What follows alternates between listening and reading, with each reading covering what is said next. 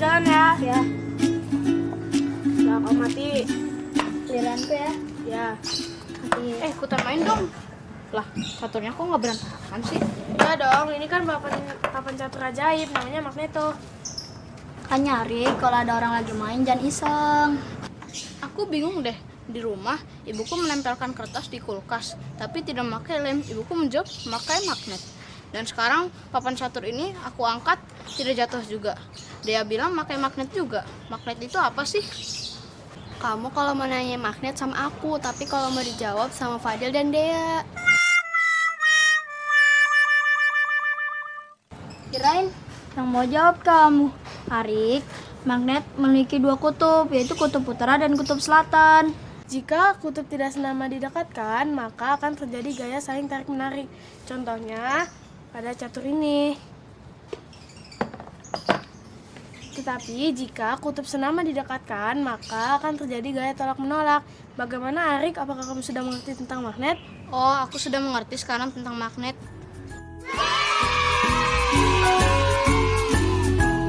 Sudah, kamu jalan lagi ya. Ya, Halo Sobat X-Science, senang sekali Kak Herman dapat berjumpa kembali dalam program kesayangan kita, X-Science, Eksplorasi Sains. Sobat X-Science, jika sebuah magnet kita potong terus-menerus, maka kita akan mendapatkan magnet-magnet kecil.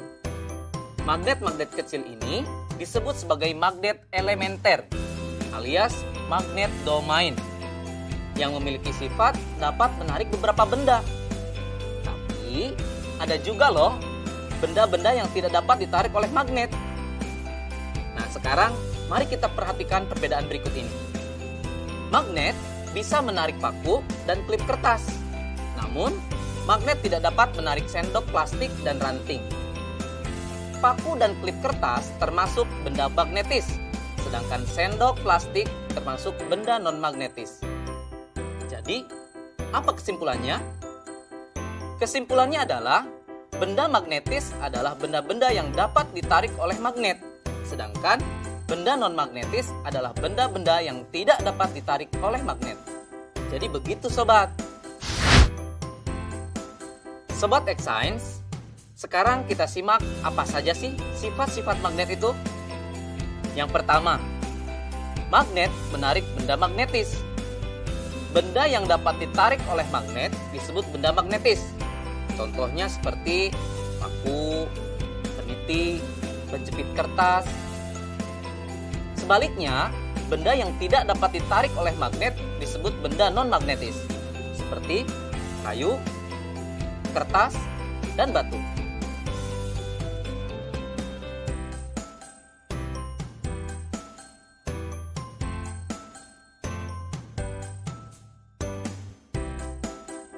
Sifat yang kedua adalah magnet mempunyai dua kutub. Biasanya disebut kutub utara dan kutub selatan. Jika kita mendekatkan kutub-kutub yang senama, maka magnet tersebut akan saling tolak-menolak. Sebaliknya, jika kita mendekatkan kutub-kutub yang tidak senama, maka magnet tersebut akan tarik-menarik. Loh, kok bisa ya Sobat X-Science? Ternyata hal ini terjadi karena arah gaya magnet keluar dari kutub utara masuk ke kutub selatan. Sifat yang ketiga, gaya tarik magnet paling kuat terletak di bagian kutub magnet. Garis medan magnet secara alami berkumpul bersama di ujung magnet. Bagian ujung magnet ini disebut sebagai kutub magnet. Karena garis gaya magnet berkumpul di ujung magnet, gaya tarik paling kuat terletak di bagian kutubnya. Yang terakhir, gaya magnet dapat menembus benda tertentu. Kekuatan gaya tarik magnet ditentukan oleh ketebalan benda yang menjadi penghalang antara magnet dengan benda magnetisnya dan jarak antara magnet dengan benda magnetis tersebut. Bagaimana? Menyenangkan bukan belajar sains? Dengan belajar sains, kita menyadari akan kekuasaan Tuhan Yang Maha Esa yang telah menciptakan magnet lengkap dengan keunikan sifat-sifatnya. Sehingga kita dapat menggunakannya untuk kehidupan dan dapat menambah rasa syukur kita. Saatnya kita bernalar. Yuk, mari kita bernalar ya. Ada satu magnet batang T, U, dan dua batangan benda yaitu P, Q, dan RS. Dua batang benda P, Q, dan RS didekatkan pada magnet TU. Hasilnya ditunjukkan pada tabel berikut ini.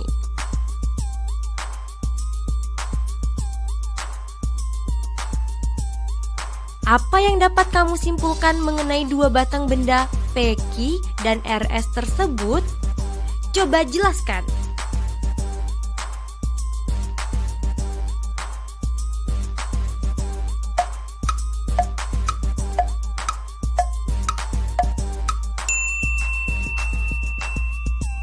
Yuk simak pembahasannya. P, Q adalah magnet, sedangkan RS adalah benda magnetis. P, Q adalah magnet karena ketika ujung P didekatkan dengan ujung T, terjadi saling tarik-menarik. Sementara ketika ujung P didekatkan dengan ujung U, terjadi saling tolak-menolak. Begitupun ketika ujung Q didekatkan dengan ujung T, terjadi saling tolak-menolak. Sementara ketika ujung Q didekatkan dengan ujung U, saling tarik-menarik. RS adalah benda magnetis karena ketika semua ujung batang didekatkan ke ujung magnet TU, terjadi saling tarik-menarik.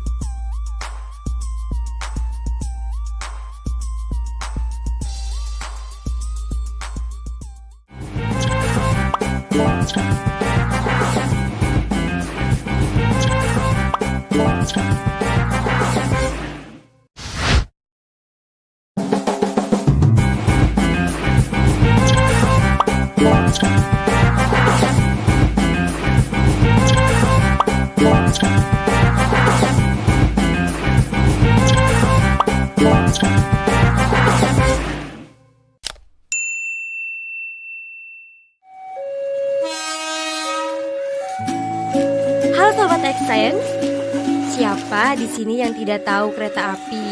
Pasti udah pada tahu kan? Kereta api masih memanfaatkan roda dengan rel sebagai lintasannya, sehingga ketika kereta api melintas pasti akan menimbulkan kebisingan. Tapi apa jadinya ya jika laju pergerakan kereta api ini dipadukan dengan aplikasi dari sifat-sifat magnet? Apakah mungkin manfaat dan sifat-sifat magnet dan kereta api dapat disatukan? Bakal menjadi apa ya? Penasaran kan? Yuk mari kita simak penjelasan narasumber berikut. Halo Sobat X-Science, kembali lagi dalam program kesayangan kita, X-Science, Eksplorasi Sains. Sobat X-Science, kalian tahu nggak sih apa itu kereta maglev? Dalam bahasa Indonesia, kereta maglev disebut dengan kereta levitasi magnetik atau sering juga disebut dengan kereta magnet. Seperti namanya, prinsip dari kereta magnet ini memanfaatkan gaya magnet untuk mengangkat kereta sampai mengambang alias melayang dan tidak menyentuh rel, sehingga gaya gesek dapat dikurangi. Selain itu, kereta ini juga memanfaatkan magnet sebagai kekuatan pendorongnya. Dengan kecilnya gaya gesek dan besarnya gaya dorong, kereta ini mampu melaju dengan kecepatan sampai 600 km per jam. Jauh lebih cepat dari kereta biasanya. Luar biasa ya kekuatan magnet jika dimanfaatkan pada kereta. Nah, sekarang bagaimana jika diterapkan pada bidang yang lain ya? Saatnya kita seru-seruan bereksperimen dengan menggunakan magnet, yaitu pensil melayang. Loh, kok bisa pensil melayang? Pasti penasaran bukan? Yuk kita mulai. Terima kasih Kak Herman. Alat dan bahan yang dibutuhkan pada eksperimen ini adalah sebagai berikut: pensil, magnet berbentuk ring, karet alat. Langkah-langkahnya adalah sebagai berikut. Tempatkan 4 magnet berbentuk ring pada kasur karet. Upayakan kutub yang menghadap ke permukaan senama dengan kutub magnet yang dipasang nantinya pada pensil. Masukkan 2 ring magnet pada pensil.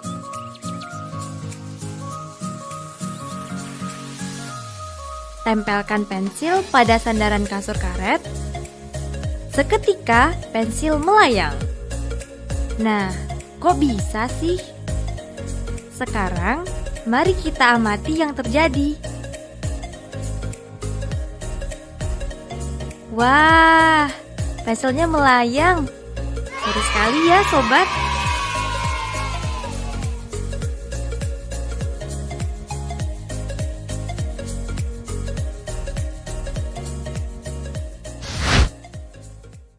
Adik-adik, tadi sudah melihat kan percobaan pensil melayang?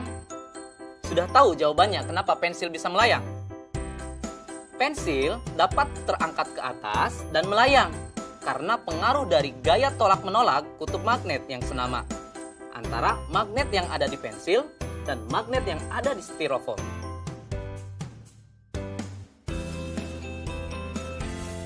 Nah, sekarang selamat mencoba di rumah ya. Sampai jumpa di eksplorasi sains berikutnya.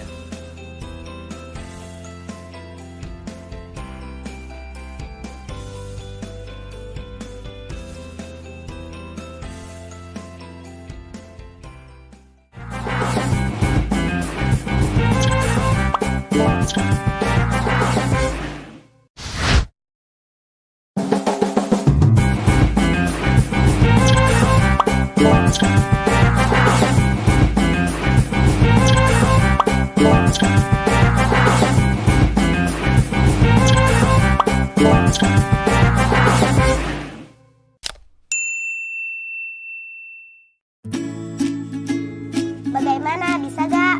Bisa dong, caranya kita gabungkan kabel ini ke bohlam. Lalu kita hubungkan ujung kabel yang lain ke bawah baterai.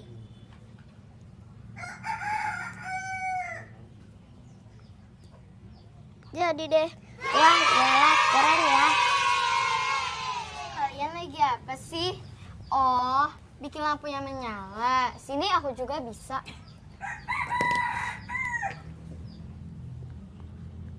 Lihat ya. Simsalabim, menyala. Lah, kok tidak menyala? Pantas kau lupa.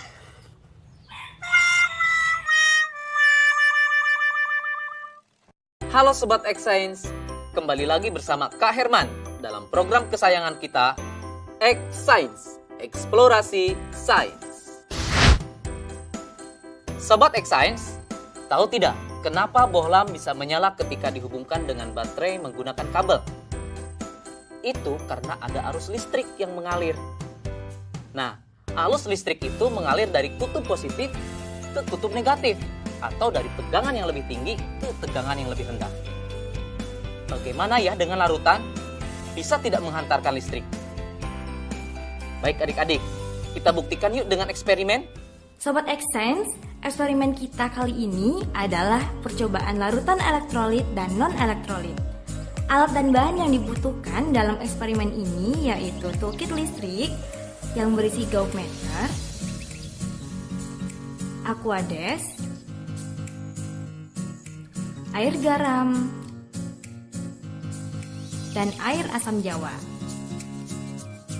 Setelah semua alat dan bahan tersedia, maka langkah selanjutnya, masukkan ujung kabel ke larutan aquades, lalu amati jarum pada meteran alat atau disebut gauge.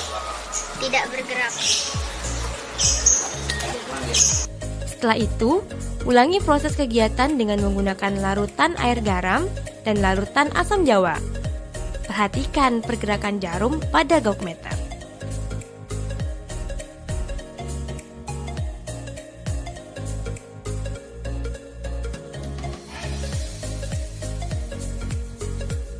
Isilah tabel berikut ini dengan memberi tanda checklist pada kolom yang sesuai.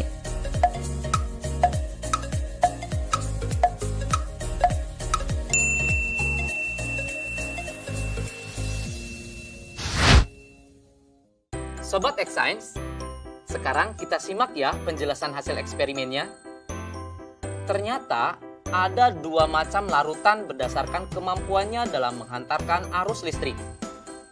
Larutan yang tidak menghantarkan arus listrik disebut larutan non-elektrolit. Sementara larutan yang bisa menghantarkan arus listrik disebut larutan elektrolit. Kok bisa demikian ya adik-adik?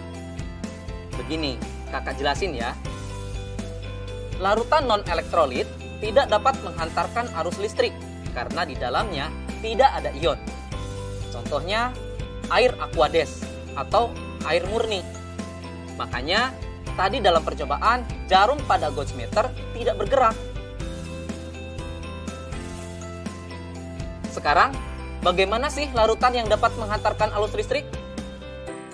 Larutan elektrolit terbentuk dari terlarutnya senyawa elektrolit dalam peralut air, di mana senyawa itu terurai sempurna membentuk ion positif atau disebut kation dan ion negatif atau disebut anion. Pada saat arus listrik melewati larutan elektrolit, ion-ion dalam larutan menghantarkan arus listrik seperti layaknya dalam kabel. Nah, Sobat X-Science, sekarang kita lihat larutan garam dan larutan aquades. Jarum pada gauge meter bergerak pada larutan air garam. Ini menunjukkan kalau air garam dapat menghantarkan arus listrik. Kenapa bisa demikian? Garam atau NaCl ketika larut dalam air, garam tersebut akan terurai menjadi ion-ion, yaitu ion Na+ dan ion Cl-, yang kemudian mereka terurai, berpencar saat di dalam air. Begitu penjelasannya adik-adik. Menyenangkan bukan belajar sains? Sampai jumpa di eksplorasi sains berikutnya.